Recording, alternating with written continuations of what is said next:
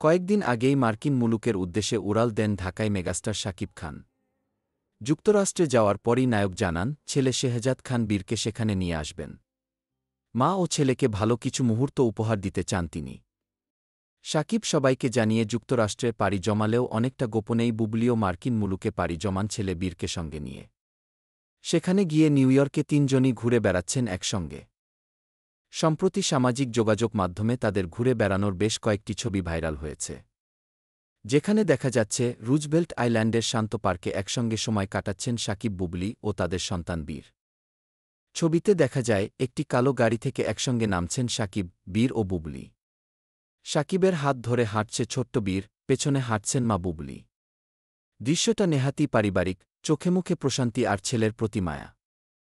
ধারণা করা হচ্ছে নিউ ইয়র্কের বাঙালি অধ্যুষিত এলাকা এড়িয়ে ছেলেকে নিয়ে নিরিবিলি সময় কাটানোর জন্য রুজভেল্ট আইল্যান্ডকেই বেছে নিয়েছেন তারা।